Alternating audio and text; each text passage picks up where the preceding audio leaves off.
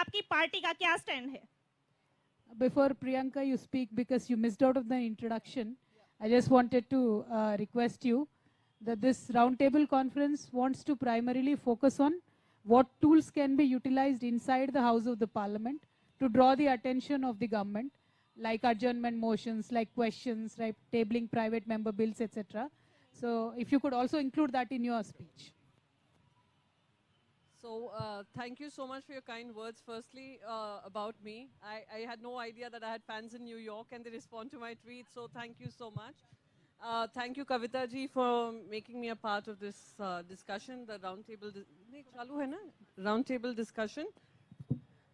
When you mentioned the discussion and the tools we can use, the most important tool which you have, Sumati has been a part of, that I started an initiative where young girls like them could apply to a fellowship program where they could intern with women members of parliament.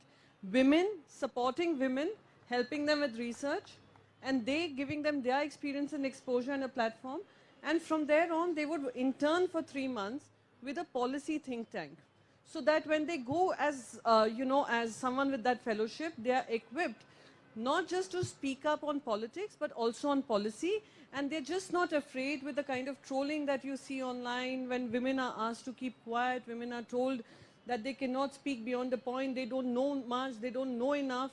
We know enough, we will contribute enough, and we will contribute as much as we want. And why should we stop at 50%? We can claim for 60% too, because it has been denied to us. One more thing I'd like to bring to everyone's attention, and something that always keeps playing in my mind, and I keep telling at every repeated discussion that we have on this. USA had to fight, the women in USA had to fight for their right to vote. They fought for it for several years. Our Indian constitution makers were so visionary and progressive in their thought that when they drew up the constitution, they decided that right equal on the basis of the gender. So when we had such constitutional makers, what stops us? Why were the barriers created to keep women out of politics? And that is where we need to change the equation.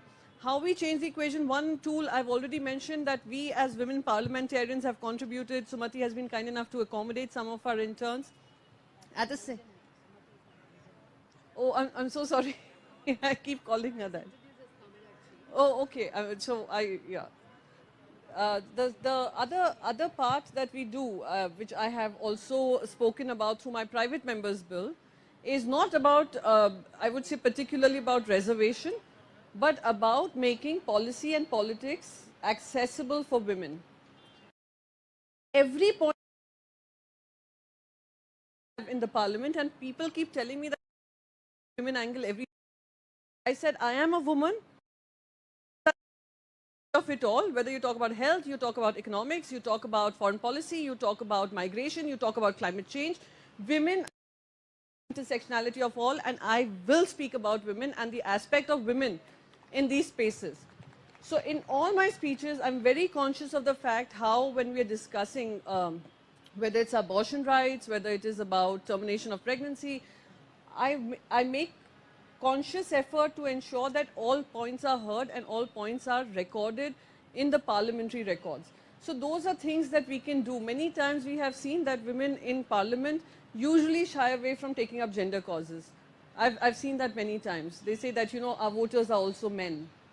But I'm very certain that men would also accommodate the idea of having more women in policy making spaces, and if they together make that difference, it would be a better world for our young girls to be able to look at politics and policy as a career option, as an option to serve the nation.